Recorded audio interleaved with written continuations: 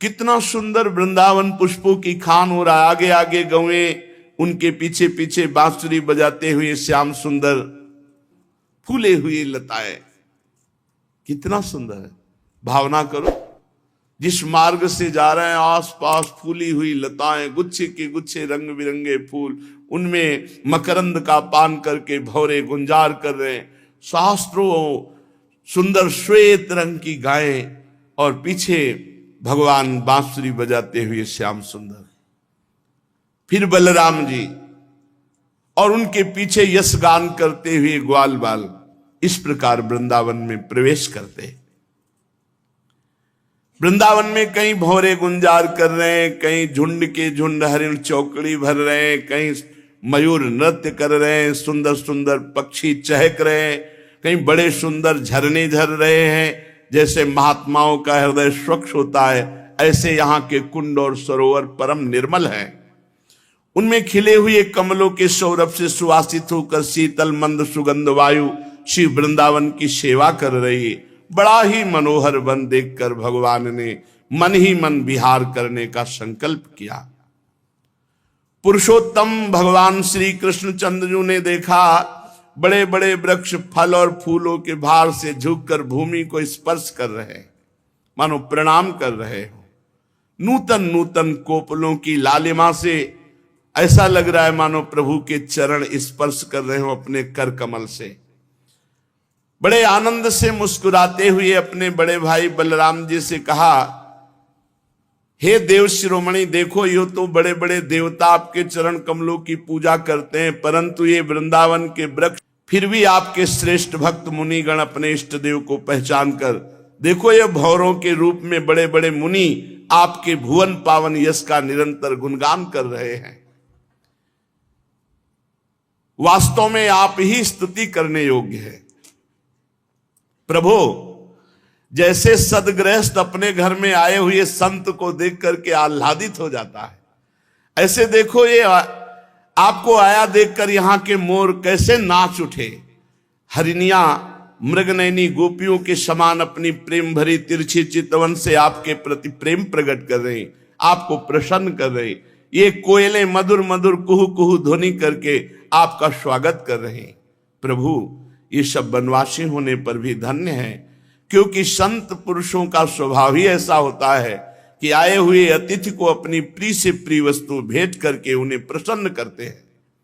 प्रभु, ये वृंदावन की भूमि धन्य हो गई, क्योंकि आपके चरण स्पर्श प्राप्त हुए। ये हरी हरी घास धन्य है, क्योंकि आपके चरणों को सुख पहुंचा रही। वृंदावन की वृक्ष लताएं झाड़ियां, ये सब आपके शरीर का वायु स्पर्श प्राप्त करके, कर कमल का स्पर्श प्राप्त करके अहोभाग्य है। ये आपकी दया भरी चितवन यहां की नदी पर्वत पशु पक्षी सबको कृतार्थ कर रही है। प्रभु, ये ब्रजगोपी आपके वक्षा स्थल का स्पर्श प्राप्त करके, जिसके लिए स्वयं लक्ष्मी जी भी लालायित रहते हैं, धन्य धन्य हो रही है। परीक्षित, इस प्रकार परम सुंदर वृंदावन को देखकर भगवान श्री कृष्ण बहुत ही आनंदित हुए। अपने सखा ग्वाल वालों के साथ गोवर्धन की तराई में गौएं चराते हुए अनेक प्रकार की बाल लीलाएं करते। एक तरफ ग्वाल बाल बैठ करके भगवान श्री कृष्ण की चर्चा करते, दूसरी ओर बलराम जी के साथ बनमाला पहने हुए भगवान भौरों के स्वर में स्वर मिलाकर गुंजार करते हुए खेलते। कभी कभी श्री कृष्ण कूजते हुए राजहंसों के तरह स्वयं कूजने लगते, कभी नाचते हुए मोरों के साथ ऐसे नाचते कि मयूरों को उपहासास्पद बना देते, कभी मेघ के समान गंभीर गर्जना करते, कभी बड़े प्रेम से नाम लेकर जिस गाय को पुकारते वही हुंकार करती हुई आ जाती। कभी चकोर, क्रौंच, चकवा, भरदूल, मोर आदि पक्षियों की आवाज, कभी बाघ सिंह आदि की गर्जना, कभी बाघ सिंह आदि से भयभीत होने वाली लीला। जब बलराम जी खेलते खेलते थक कर किसी ग्वाल बाल की गोद में सिर रखकर लेट जाते तो भगवान श्री कृष्ण धीरे धीरे चरण दबाने लगते, पंखा झलते, बलराम जी की सेवा करते। कभी नृत्य तो गायतः क्वापि वल्गतो युध्यतो मिथः गृहीत हस्तौ गोपालान् हसन्तौ प्रशंसतुः। कभी एक दूसरे के सामने ताल ठोककर कुश्ती लड़ने लगते, कभी एक दूसरे से होड़ बांधकर नृत्य करते, और कृष्ण और बलराम ऐसे गले में हाथ डालकर देख देख के वाह वाह वाह वाह ऐसा कहते। जब कुश्ती लड़ते लड़ते थक जाते तो वृक्ष के नीचे कोमल पल्लवों की शैया पर ग्वाल बाल की गोद में सिर रखकर श्री कृष्ण बलराम लेट जाते और मूर्तिमान पुण्यात्मा ग्वाल बाल भगवान श्री कृष्ण के चरण चापने लगते, अंगोछियों से हवा करते। किसी किसी के हृदय में प्रेम की धारा उमड़ाती, वो धीरे धीरे उदार शिरोमणि परम मनस्वी भगवान श्री कृष्ण की लीलाओं के अनुरूप उनको मन को प्रिय लगने वाले गीत गाते।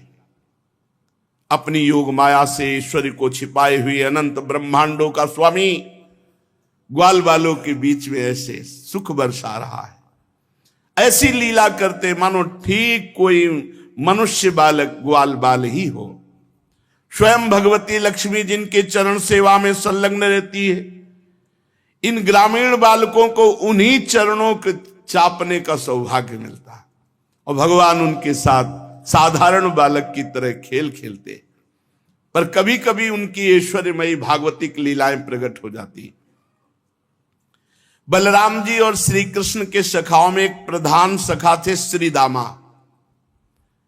एक दिन उन्होंने सुबल और स्तोक कृष्ण आदि ग्वाल बालों से श्याम और राम से बड़े प्रेम से कहा कि हम लोगों को सर्वदा सुख पहुंचाने में तत्पर रहने वाले महाबली बलराम जी, आपके बाहुबल की तो कोई था नहीं, और हमारे मनमोहन श्री कृष्ण दुष्टों को नष्ट कर डालना तो स्वभाव है।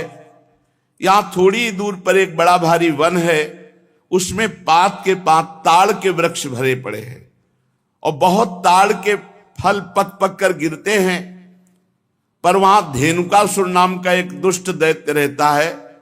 उसने किसी को भी फल, अगर कोई फल लेने गया तो उसे मार देता है।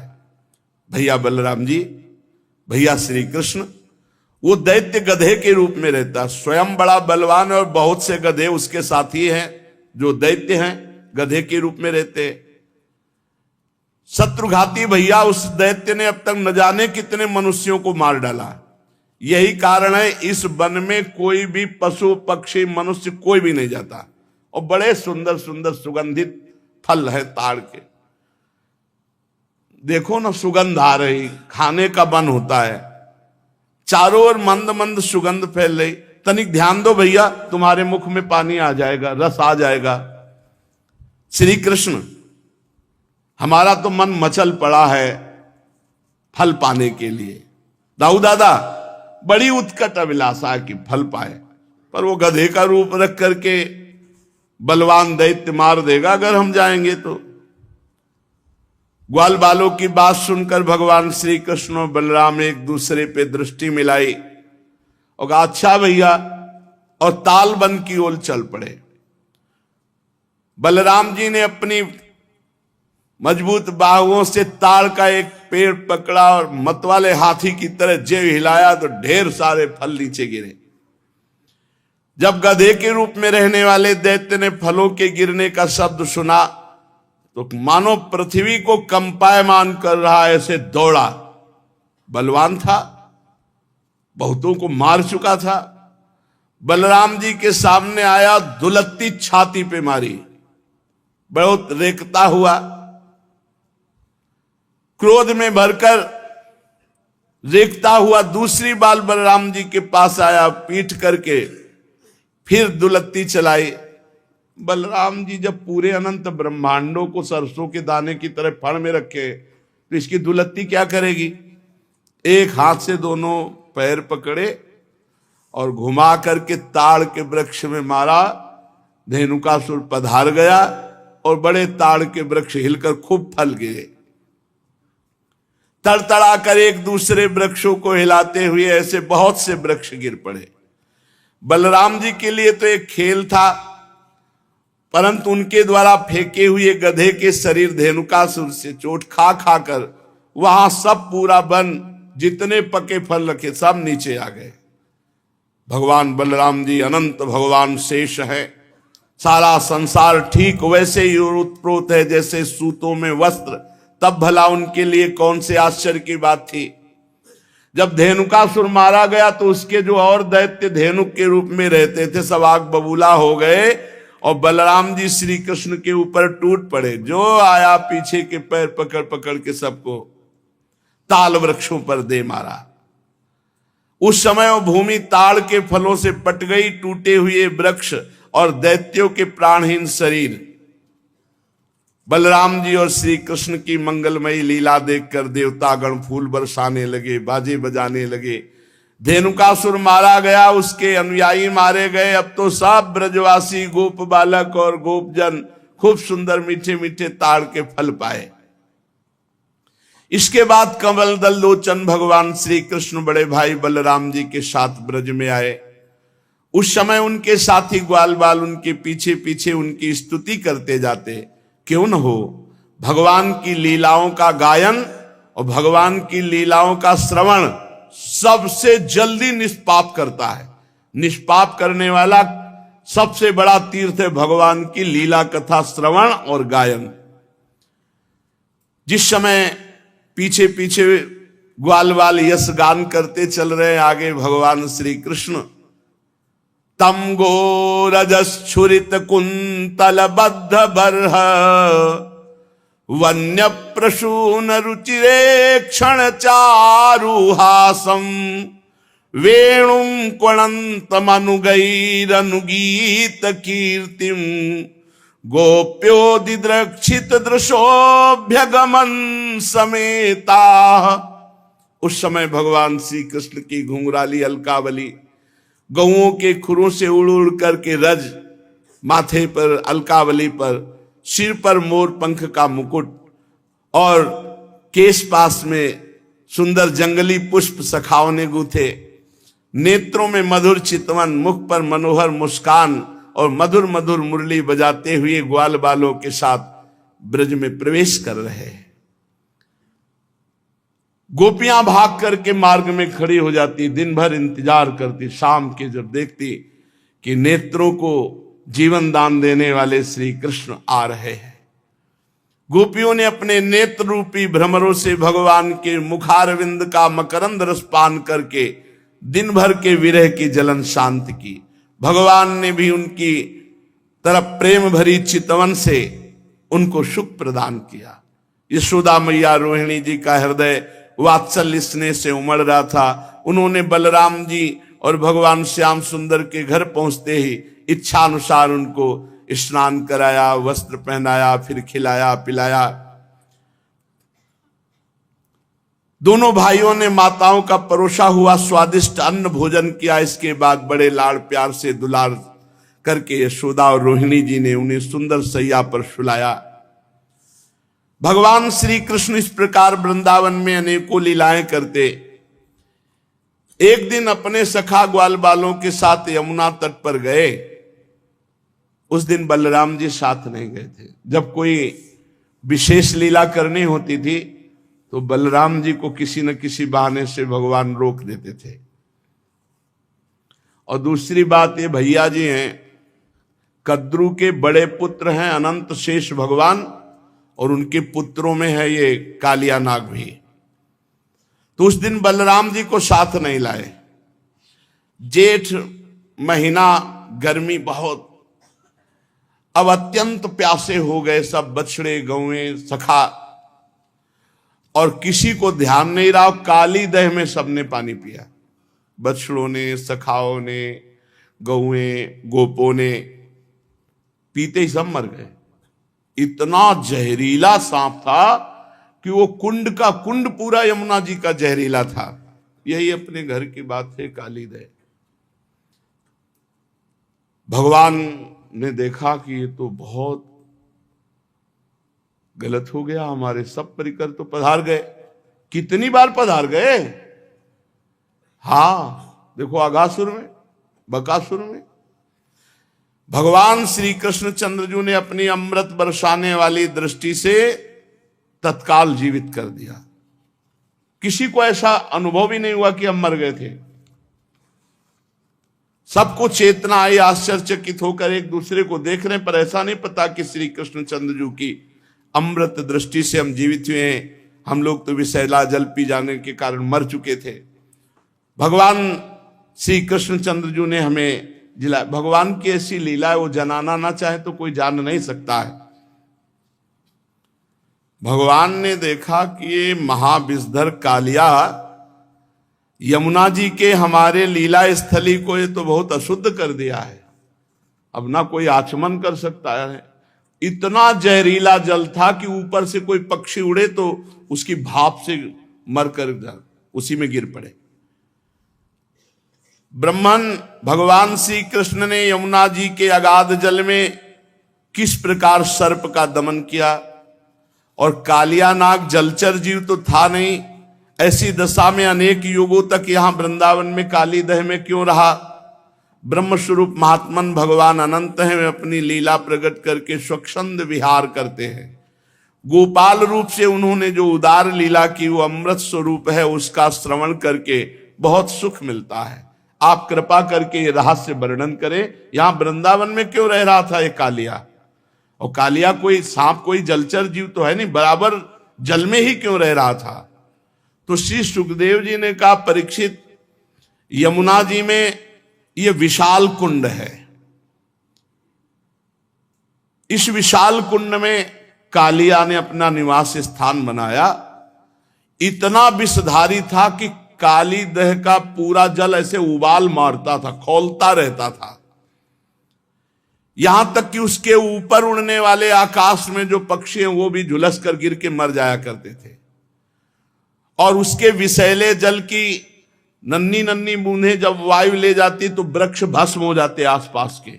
ऐसा जहरीला सांप, एक छोटी बूंद भी जहां पड़ जाए वहां आग लग जाए, ऐसा जहरीला। पशु पक्षी लता वृक्ष सब नष्ट हो रहे थे आसपास के। भगवान ने कहा है, मेरी लीला विहार स्थली, इस दुष्ट का तो दमन करना ही पड़ेगा। जब उन्होंने देखा कि सांप का विष का वेग बड़ा प्रचंड भयंकर है, विष ही इसका महान बल है, और मेरी विहार स्थली यमुना जी दूषित हो गई है, तो भगवान श्री कृष्ण ने खेल रचा। आओ भाई सब कंदुक लीला खेलते हैं। और श्री दामा का कंदुक था, गेंद था, भगवान ने लिया, सीधे घुमा के मारा, काली दह में गिरा। कन्हैया हमारा गेंद, जैसे बच्चे, अब तो हमें गेंद चाहिए, तुझे गेंद चाहिए ना, मैं भी ला के देता हूं, चुप रहे। और भगवान ने फेंका इसीलिए था कोई बहाना मिले, और कमर में पीतांबर बांधी और संकल्प बनाया, एक कालिया अब भागना पड़ेगा तुझे, और ताल ठोकी और कूद गए जल पे। भयंकर विष, विष जल क्या विष एकदम। और भगवान के कूदने से जल और हिलोने मांगने लगा। 400 हाथ तक जल छिटका, जब अचिंत महाशक्ति भगवान ताल ठोक करके कूदे,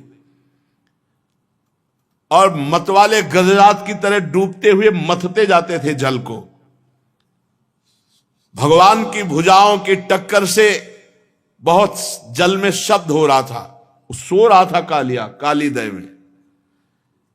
आंख से सुनने वाले काली नाग ने वो आवाज सुनी, कौन आ गया इतना बलवान की जीवित मेरे दह में घुसाया। सहन नहीं हुआ, वो चिढ़ करके सामने देखा, एक नीलमणि श्याम सुंदर सलोना बालक, वर्षाकालीन मेघ के समान अत्यंत सुकुमार, इतना सुंदर कि थोड़ी देर तो कालिया पहले दर्शन करता रहा। वक्षा स्थल पर सुनहरी रेखा, पीतांबर धारण किए हुए, मंद मंद मुस्कुराकर भुजाओं से जल को ऐसे मार रहे। कालिया ऊपर से लेकर चरण तक दर्शन किया, चरण मानो कमल की पराग की गादी हो नीचे के, इतना आकर्षक रूप की काफी देर तो वो रूप ही दर्शन करता रहा। फिर देखा ये मुझसे तनिक भी भयभीत नहीं हो रहा, मौज से मेरे विषैले जल में खेल रहा, तब उसको क्रोध आ गया और उसने सांप का बल पहले वो बंधन में बांधता है, भगवान को बंधन में बांधा और डसा मर्म स्थानों में, उसके सैकड़ों फण थे। भगवान श्री कृष्ण को नागपाश में बांध करके और अपने फण से डसा। अब तो ग्वाल बाल सब मूर्छित हो रहे हैं, क्योंकि इन ब्रजवासियों ने शरीर, सुहृद, धन संपत्ति, स्त्री पुत्र, भोग, कामनाएं, ये सब त्याग कर भगवान श्री कृष्ण को ही अपना मानते हैं। इसलिए ब्रजवासी सर्वश्रेष्ठ है। गाय, बैल, बछिया, बछड़े सब दुख से डकराने लगे। श्री कृष्ण की ओर टकटकी बांधे हुए सब देख रहे हैं, सबका प्राण व्याकुल। इधर ब्रज में बड़े उत्पात शुरू हो गए। अपशकुन देखकर नंद बाबा ने कहा कि बलराम तुम आज यहाँ क्यों हो? श्री कृष्ण के जरूर कोई घटना घट गई, जरूर घटना घट गई। बड़े भय से व्याकुल हो गए। भगवान के प्रभाव को तो जानते नहीं, वात्सल्य भाव है।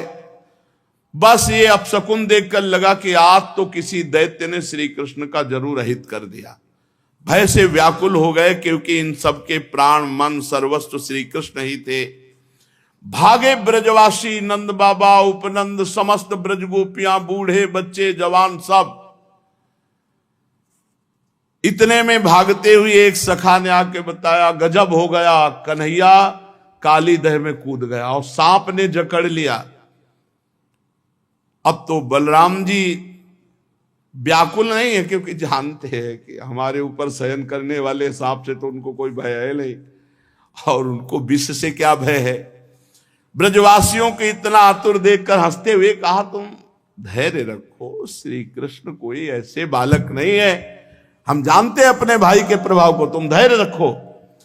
लेकिन ब्रजवासी प्यार जो प्रभु से ही केवल किए हुए हैं, सब यमुना के समीप पहुंच गए, सब देख रहे। बाबा मैया तो कूदने ही वाले थे, बलराम जी ने जबरदस्ती बाबा को रोका और युवतियों ने, ब्रज युवतियों ने, मैया तो भारी व्याकुल। जब दूर से देखा कि कन्हैया नाग पास में बंधे हुए, तो मैया तो बेहोश हो गई कुंड के समीप ही। नंद बाबा भी मूर्छित जैसे हो गए। भगवान मुस्कान भरी चितवन से इशारा कर रहे, सब शांत शांत शांत। लेकिन हर ब्रजवासी को, मेरे प्राण प्रिय श्याम सुंदर को सांप ने डस लिया, सांप ने कस लिया, मेरे तो प्राण वल्लभ जीवन सर्वस्व है। जब यशोदा मैया को होश आता है, कूदने के लिए दौड़ती, फिर ब्रज युवतियां, गोपियां पकड़ लेती है। अश्रुधारा, शरीर चेतनाहीन। फिर ब्रज गोपियां कहती हैं कि सुनो, 6वें दिन पूतना को मारा था, आप बल तो याद करो, आपके लाला का कोई ऐसा बल नहीं कि सांप मार डालेगा। पर अधिकांश तो धीरज बंधाने वाले नहीं थे, सब मूर्छित पड़े हुए थे। नंद बाबा के तो प्राण श्री कृष्ण थे। जब देखा सांप ने पकड़ रखा है, बहुत विकल। बलराम जी ने बाबा आप समझो, ये हमारे श्री कृष्ण कोई, पर कौन समझने वाला। तो बलराम जी ने अपनी भागवती शक्ति का प्रयोग किया, सबको जड़ता भाव, कोई कदम आगे नहीं बढ़ा सकता। नहीं तो इतने प्रेम में कोई समझा नहीं, सब काली देह में डूब जाते। अपने भागवतिक बल से सबको जड़ता भाव प्रदान कर दिया, सब एक कदम नहीं चल सकते। अब भगवान ने देखा कि हमारे ब्रजवासी जन तो बहुत दुखी हो रहे हैं, और सांप जो है बहुत प्रफुल्लित है कि हमने बांध लिया और काट लिया। भगवान ने अपने शरीर को मोटा किया, जे हुई उसकी नसें टूटने लगी, छोड़ के अलग खड़ा हो गया। फिर आग बबूला हो करके कालिया नाग ने फुफकार मारते हुए भगवान के ऊपर चोट की। नथुनों से विष की फुहारें निकल रही, यानी कि काटे तो जहर। कुछ सांप ऐसे होते हैं, ऐसे करते हैं तो धार जैसी विष की गिरती है। अब भी हैं ऐसे कुछ सर्प हैं, लाल लाल आंखें किए मानो भट्टी तप रही हो और मुख से लपटें निकल रही थी। काली नाग अपनी दोहरी जीभ लपलपा करके दोनों ओठों के किनारों को चाटता हुआ विष उगलता हुआ भगवान के ऊपर प्रहार करता, और जैसे भगवान श्री हरि के वाहन गरुण जी सांपों से खेलते हैं, ऐसे श्री कृष्णचंद्र जी खेल रहे, पैतरा बदलते वो प्रहार करता, अपने को बचाते, और ऐसे पैतरा बदलते कि हर बार उसके फड़ों पे भगवान थाप का प्रहार करते।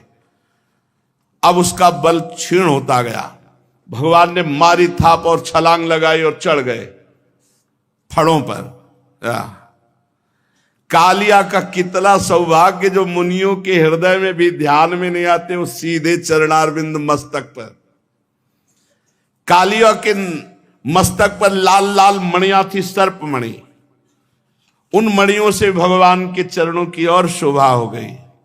नृत्य गान समस्त कलाओं के आदि प्रवर्तक जगत गुरु भगवान श्री कृष्ण नृत्य करना चाहते, ये देख करके देवता गंधर्व अपने अपने संगीत वाद्य और भगवान उसके सिर पर नृत्य करने लगे। नृत्य के आचार्य आदि प्रवर्तक है, सब विद्याएं इन्हीं से प्रकट हुई। भगवान के प्यारे भक्त गंधर्व सिद्ध देवता चारण देवांगनाएं जब देखा भगवान नृत्य करना चाहते हैं, तब बड़े प्रेम से मृदंग ढोल नगाड़े दुंदुभियां पुष्पों की वर्षा करते हुए ये सब बज रहे, ताल के साथ भगवान नृत्य कर रहे उसके फड़ों पर। अखिल ब्रह्मांडों का भार लिए हुए भगवान उसके फड़ों, नस नस टूट गई, सारा अभिमान चूर चूर हो गया, मुख से खून उगलने लगा। और जो फण नहीं झुकाता तो ऐसी ठोकर मारते नाचते हुए एड़ी की बस खून उगल देता। प्रचंड दंडधारी भगवान के चरणों की चोट से कालिया नाग की जीवन शक्ति क्षीण हो गई, मुंह से नथुनों से खून उगलने लगा, चक्कर काटकर बेहोश हो गया। तनिक चेत होता, जहां आंख खोलता विष उगलता, भगवान जोर से चरणों की ठोकर मारते उसके फणों पर। नाचते नाचते भगवान ने उसका सब बल और अहंकार रौंद डाला। पुराण पुरुष महाबली भगवान श्री कृष्ण के चरणों पर खून की बूंदें ऐसी पड़ी थी मानो कालिया ने रक्तमय पुष्पों से भगवान के चरणों की पूजा की हो।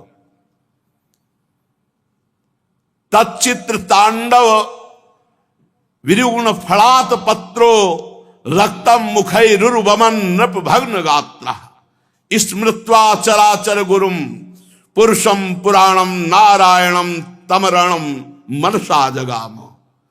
भगवान तांडव करते हुए फणों को उसके ऊपर छिन्न भिन्न हो गए। अब जब देखा कि बस मरने वाला ही हो तो उसे याद आई, हे पुराण पुरुष पुरुषोत्तम भगवान नारायण हमारी रक्षा कर। और ये पता नहीं कि वही चढ़े हुए हैं। भगवान श्री कृष्ण के उदर में संपूर्ण विश्व ब्रह्मांड भारी बोझ से कालिया का ये छोटा मोटा बलवान नहीं, गरुण से लड़ पड़ा था, गरुण जी से। और जब गरुण जी का प्रहार पड़ा तो भागकर यहां छुप गया। भगवान की प्रहार से सब अहंकार चूर हो गया, छिन्न भिन्न हो गए फण उसके। खून की उल्टी करती हुई भगवान नारायण का स्मरण किया। उसकी पत्नियां हाथ जोड़कर भगवान की शरण में आई, नाग पत्नियां चोटी खोल करके। यह अत्यंत दैन्य भाव होता है। और बड़ी घबराहट और पृथ्वी पर लौटकर साष्टांग प्रणाम किया। पृथ्वी पर लौट गई, हाथ जोड़कर प्रणाम किया और भगवान श्री कृष्ण से अपने अपराधी पति को मुक्त कराने के लिए वो स्तुति करने लगी। नाग पत्नियों ने कहा, न्यायो हि दंडः कृत किल विशेषमिस् तवावतारः खल निग्रहाय रिपोः श्रुतानामपि तुल्य दृष्टेर् धत्से दमं फलमेवानुशंसन अनुग्रहोऽयं भवतः कृतो हि नो दंडो असतां ते खलु कल्मषापः यद्दंड सूकत्व ममुष्य देहिनः क्रोधोपि तेनो ग्रह एव सम्मतः। प्रभु, मुझे पता चल गया आप अवतारी पुरुष हैं। उनकी पत्नियां कह रही, क्योंकि मेरे पति को इस दुर्दशा में पहुंचा देना किसी पुरुष की ताकत नहीं, ये परम पुरुष पुरुषोत्तम भगवान आपका अवतार हुआ। मैं अब जान गई, तो आपका अवतार दुष्टों को दंड देने के लिए हुआ है, और ये अपराधी था।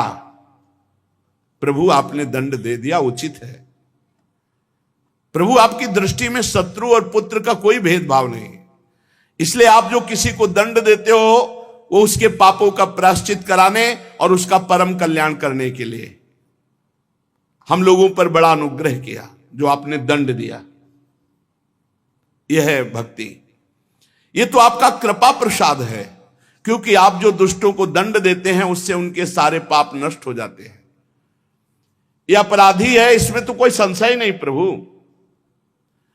क्योंकि अपराधी ना होता तो इस सर्प योनि को ही न प्राप्त होता।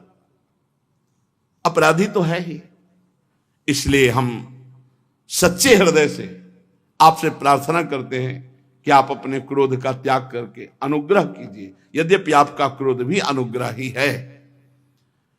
प्रभु, जरूर जरूर इस सर्प ने पूर्व जन्म में मान रहित होकर कोई बहुत बड़ी साधना आपकी की है, क्योंकि आपके चरणारविंद सीधे उसके माथे पे पड़ रहे, इससे बड़े और कौन तपस्वी हो सकता है। ये सब जीवों पर दया करते हुए कोई बहुत बड़ा भजन किया, धर्म किया, तभी तो आप संतुष्ट हुए हैं। आप सबके जीवन स्वरूप आप इसके माथे पे नृत्य कर रहे हैं, इससे बड़ा सौभाग्य क्या होगा। भगवान, हम समझ नहीं पा रहे कि हम जैसों की कौन सी साधना हो सकती है और कौन सी साधना का फल हो सकता है कि आपकी चरण धूलि का स्पर्श पाने के लिए बड़े बड़े तपस्वी लालायित रहते हो। आपके चरणों को प्राप्त किया। कितनी चरण रज दुर्लभ है कि स्वयं अर्धांगिनी लक्ष्मी जी भी बहुत दिनों तक समस्त भोगों का त्याग कर नियमों का पालन करते हुए तपस्या की। प्रभु, जो आपके भक्त हैं, चरण अनुरागी हैं, नागपत्नियां विनय कर रहे, हे प्रभु, आपके चरण कमलों की धूल की शरण जो ले लेते हैं उनको ऐसा आनंद प्राप्त होता है कि वो स्वर्ग का राज्य नहीं चाहते, वो पृथ्वी की बादशाही नहीं चाहते, वो रसातल का राज्य नहीं चाहते, वो ब्रह्मा का पद नहीं चाहते, वो अणिमाद योग सिद्धियां नहीं चाहते, यहां तक कि जन्म मृत्यु से छुड़ाने वाले कैवल्य मोक्ष की भी इच्छा नहीं करते। स्वामी, ये नागराज तमोगुणी योनि में उत्पन्न हुआ है, अत्यंत क्रोधी है, फिर भी इसको आपकी परम पवित्र चरण रज प्राप्त हुई, जो दूसरों के लिए सर्वथा दुर्लभ है, जिसको प्राप्त करने की इच्छा मात्र से संसार चक्र में पड़े हुए जीव को संसार के वैभव संपत्ति की तो बात ही क्या, मोक्ष की भी प्राप्ति हो जाती है। प्रभु, हम आपको प्रणाम करते हैं। आप अनंत एवं अचिंत्य ईश्वर के नित्य निधि हैं। आप सबके अंतःकरण में विराजमान होने पर भी अनंत हैं। आप समस्त प्राणी और पदार्थों के आश्रय, सब पदार्थों के रूप में विद्यमान हैं। आप प्रकट से परे स्वयं परमात्मा हैं। हम आपको नमस्कार करते हैं। आप प्रभु सब प्रकार के ज्ञान के अनुभवों के खजाने हैं। आपकी महिमा अपार अनंत शक्ति है। आपका स्वरूप अपराकृत दिव्य चिदानंदमय है। प्राकृत गुणों एवं विकारों का आप कभी स्पर्श ही नहीं करते। आप ही ब्रह्म हैं। हे ब्रह्म स्वरूप श्री कृष्ण, हम आपको नमस्कार कर रहे हैं।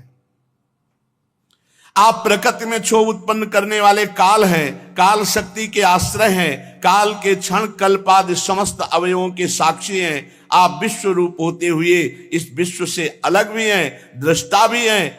आप इस विश्व को बनाने वाले निमित्त कारण हैं और आप इस विश्व के रूप में बनने वाले उपादान कारण भी है। विश्व बनाने वाले आप और विश्व के रूप में बनने वाले आप। प्रभु आप पंचभूत, उनकी तन्मात्रा, इंद्रियां, प्राण, मन, बुद्धि, सबका खजाना चित्ते आप हैं। और भी बड़ी स्तुति है, शेष चर्चा आगे। भगवान की महिमा का गान करते हुए नाग पत्नियों ने भगवान से प्रार्थना की कि हमारे पति को क्षमा कर दिए। बड़े सुंदर शास्त्र के अनुभूत महापुरुषों के हृदय में जो वृत्तियां होती हैं, ये नाग पत्नियां बड़ी तपस्वी हैं, बड़ी भजनानंदी हैं, जो भगवान की ऐसी महिमा का गान करती हैं, क्योंकि इनको अनुभव है, तभी तो भगवत साक्षात्कार हुआ। तो शेष चर्चा आगे। श्री राधा वल्लभ लाल।